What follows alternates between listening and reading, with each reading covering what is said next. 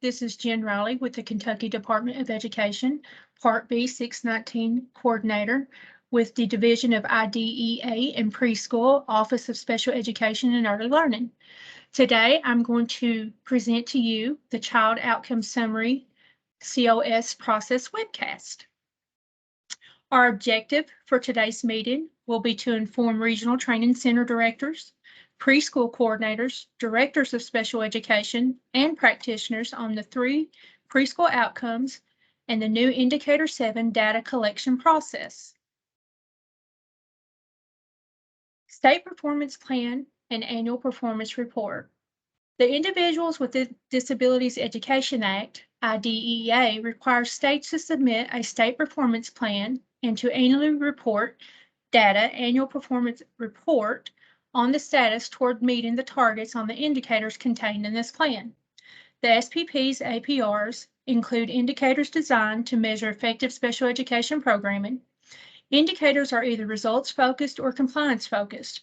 Results indicators have annual targets. Compliance indicators have specified targets of either 0% or 100%. For the purpose of this presentation, we will focus on the preschool indicators, specifically Indicator 7. These are the 3 preschool indicators specific to state-funded preschool programs.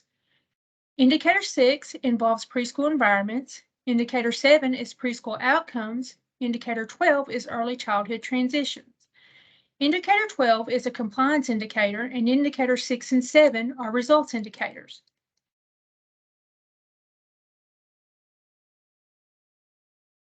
Indicator 7 preschool outcome. Indicator 7 is the percent of children ages 3 to 5 with IEPs with improved A, positive social emotional skills, B, acquisition and use of knowledge and skills, and C, use of appropriate behaviors to meet their needs. The Child Outcome Summary process is a way for states to measure the progress of preschool students receiving IEP services. The process takes a before and after score of the child's functional skills compared to typically developing peers. Scores are based on evidence of the child's functional skills across these 3 outcome areas mentioned within Indicator 7. The Child Outcome Summary process summarizes information on a child's function in each of the 3 child outcome areas.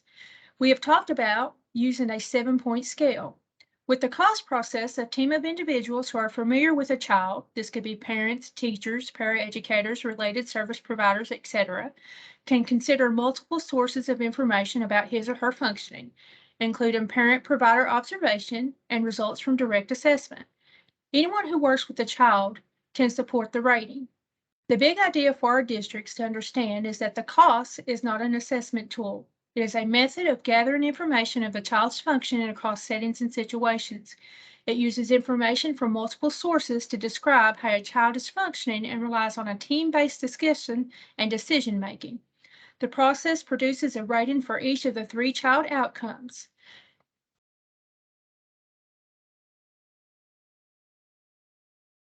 So who will receive a rating and how? A rating will be given to all preschool children enrolled upon initial entry into the state-funded preschool program, at interim checkpoints, and at the exit of the state-funded preschool program. Head Start students with an IEP placed in blended classrooms within the local education agency. Head Start students enrolled in Head Start centers outside of the LEA. Local school districts should designate a process for completing the rating. And COS rating discussions can be held face-to-face, virtually, or parent-teacher, or by phone conference, home visits, ARC meetings, or other similar method at the district's discretion, providing the format of the discussion allows for full participation for all teams. So why have we decided to collect a rating on all students? We had done this in Kentucky for many reasons. Ongoing authentic assessment is the hallmark of a quality early childhood program. Requiring the collection of data grounded in authentic assessment at identified checkpoints promotes ongoing assessment. Supporting instructional teams and families to review and more thoroughly understand a child's development status at identified checkpoints leads to the use of instructional strategies that can be more effectively addressing emergent development over time. Required reporting to OSEP at designated checkpoints will reduce the likelihood of missing data for highly mobile families. If a child exits unexpectedly, the most recent data will serve as the child's exit rating. The data beyond entrance and exit can be used effectively by local program leaders to monitor the quality of their programs. Kentucky preschool programs place great importance on least restrictive environment, which is the inclusive early childhood classroom. Therefore, most preschool classrooms have a high percentage of students with IEPs that the outcomes must be reported on.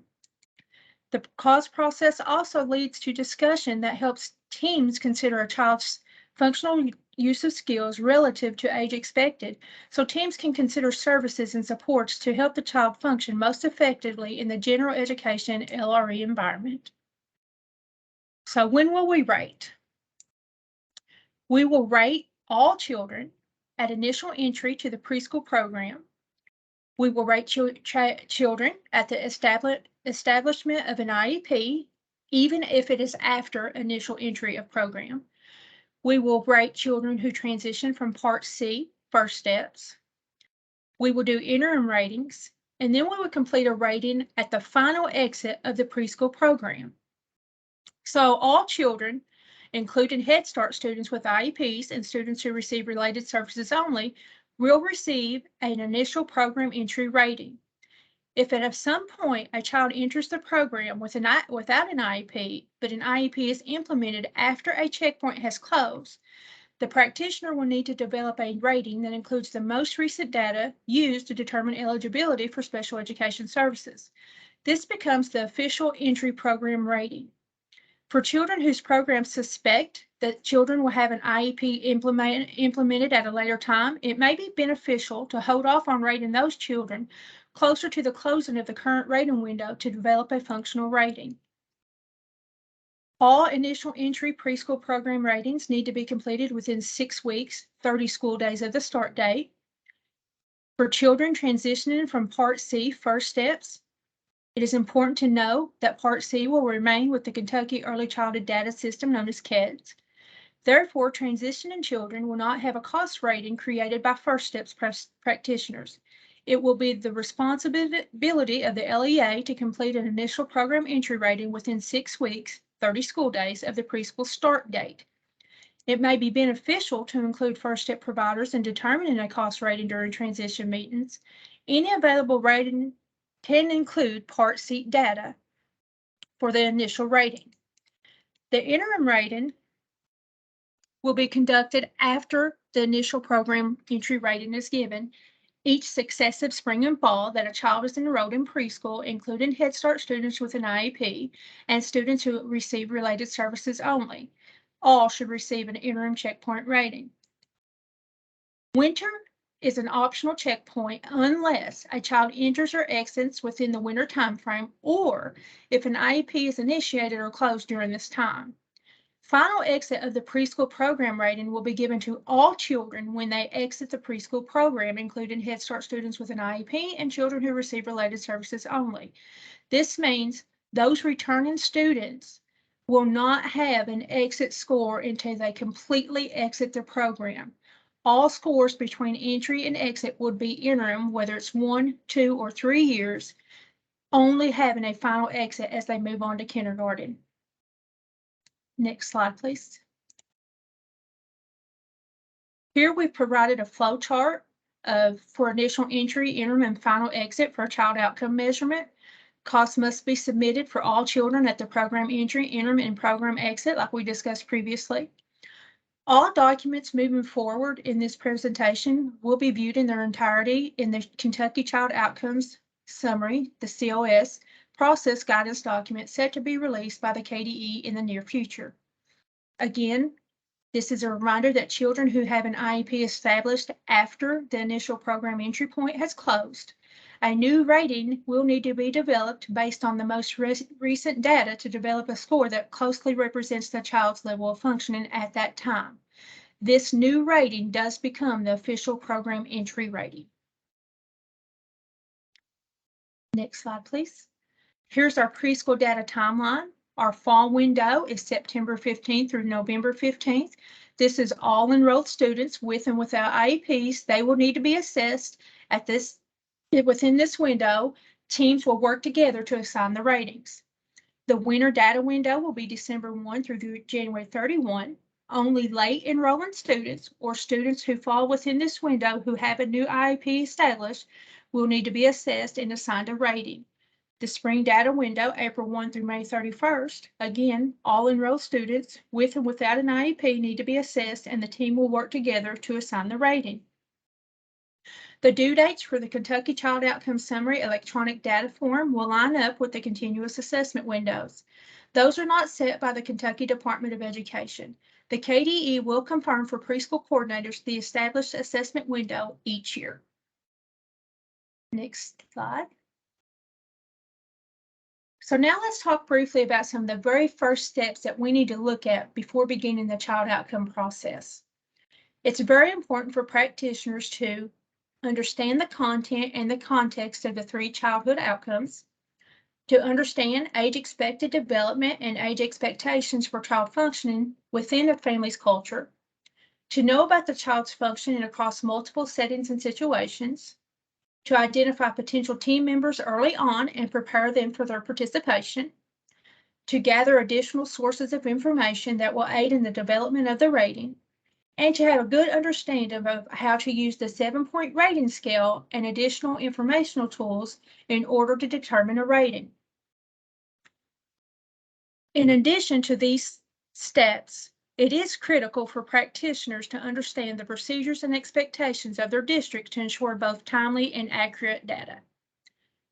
Moving on to the 7-point scale example and the progress question. The 7-point scale assigns a numerical rating to demonstrate to the extent a child shows age-expected functioning across a variety of settings and situations for each of the 3 outcomes, and can be used to describe the functioning of children with a whole wide range of abilities, including those with mild developmental delays and those with significant disabilities or regressive disorders. Definitions for each of the ratings are always included for reference. The progress question is a yes or no question about any individual student's progress compared to what the child was doing on or before program entry. So to rate students using the 7-point scale, 1 represents not met, 2 is less than emergent, 3 is emergent, 4 is less than somewhat, 5 is somewhat, 6 is less than completely, and 7 is completely. Next slide, please. Included in the guidance document will be this collaborative form and intended to initiate conversations with families to provide insight into their child's current level of functioning regarding the 3 child progress categories. This form can be printed off by early childhood staff and presented at meeting opportunities, including IEP meetings, open house, home visits, parent-teacher conferences, etc., to be referenced during the COS team rating discussion. Please note that this is a sample form that includes demographic information, including the child's name, the caregiver name, teacher's name, and student state identifier number, or the SSID. It has the checkpoints for initial program entry, interim, and final program exit. It has family-friendly definitions for the 1 to 7 outcome ratings. It has the indicator 7 outcome questions with parent-friendly related skills and the progress questions. This form is a sample form. Districts have the flexibility to create their own as long as the pertinent information is included. Next slide, please.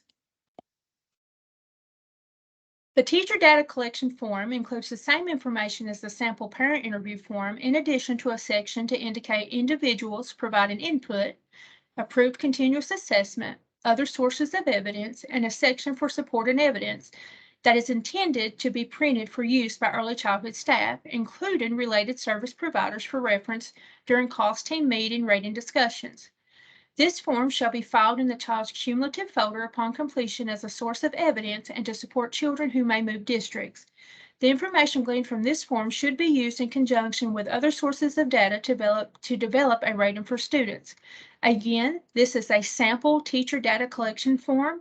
Districts have the flexibility to develop their own as long as all of the content included in the sample one is included. Next slide, please.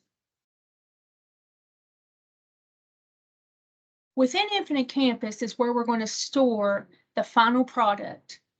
The Kentucky Child Outcome Summary data collection process in Infinite Campus will look like this. Districts will log in to Infinite Campus District Edition. First, you will need to verify your year and school, making sure they are correct at the top banner. Any district who is unable to access IC will need to check with the district administrators to get the appropriate rights. Once you have verified the year and the school is correct, you will move on to the forms. Next slide, please. First, you will click on Search on the left-hand side of the screen, and then you will click on a student's name. Then you will click on Forms in the tab, and then you will scroll down to New and click New. Please note, if you do not see these forms when you look in Infinite Campus, you will need to contact your district administrator for rights. Next slide, please. Moving from the New tab will take you into the Select Form tab. Under Select Form, you will find Module. Scroll down to the Preschool module. Once you find the Preschool module, you will click on the Kentucky Child Outcome Summary form. This will generate the form for completion. If at any point you are not able to see this form, again, you will need to reach out to your district level Infinite Campus administrator to be granted rights. The KDE does not have the ability to grant rights to the form, nor do they have the ability to see if all districts have accessibility. It's only those districts who have granted rights to the KDE that we are able to view their forms. Next slide, please. This is the electronic data collection form. It's intended to provide information on the child's current level of functioning along with demographic information. Please note the enrollment date is the first day students show up to the preschool program for services. It will not be the summer application date. It is the first day for students in the actual preschool program. From there, you will go to checkpoints. You will see initial program entry, interim checkpoint, and final exit program checkpoint. Next slide, please. From there, you would look at your ratings for each student. For outcome 1, positive social emotional skills, including social relationships. 1A, to what extent does this student show age expected functioning across a variety of settings and situations on this outcome? You will complete this at all established checkpoints. The rate and drop-down box will be 1, not yet, 2, less than emerging, 3, emerging, 4, less than somewhat, 5, somewhat, 6, less than completely, and 7, completely. From there, you will have the opportunity to include your support and evidence of age-appropriate functioning. You will be able to document concerns. You will be able to document immediate foundational skills and functioning that is not age-appropriate, and you will be able to document functioning that is not yet age-appropriate or immediate foundational.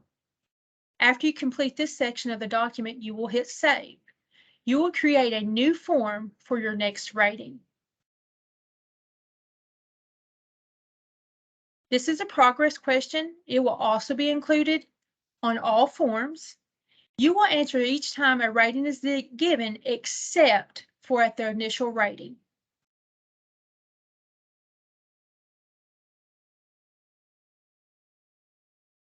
Some important timelines that the KDE Early Learning Team will be available for technical assistance. August 1 through November 15, we will provide assistance. November 16th through December 1, we will pull the data from IC. December 1 through January 31, we will again provide technical assistance. February 1 through 15th, we will pull from IC. 15th through May 31st, we will again provide TA. From May 31st to June 15th, we will pull again from Infinite Campus. And then on June 30th, the final district data report for preschool outcomes will be made available. As you move forward with the Child Outcome Summary process, here are some additional resources. The Kentucky Regional Early Childhood Training Centers, the Early Childhood Technical Assistant, ECTA Center, the Center for IDEA Early Childhood Data Systems known as DAISY, the Kentucky Child Outcome Summary Guidance Document with sample data collection forms, the Early Childhood Outcome Center ECO Continuous Assessment Crosswalks allow practitioners to establish the relationship between a skill on the continuous assessment tool and the outcomes. Aside from Kentucky, 40 states and territories currently use the COS system, so this allows for networking to be made easy. Any questions that you have about the COS, please send to Jennifer Riley at education.ky.gov, Andrea Bartholomew at education.ky.gov, or Amy Patterson at education.ky.gov regarding the data in Infinite Campus. Thank you for your time today. We look forward to working with you on the Child Outcome Summary process.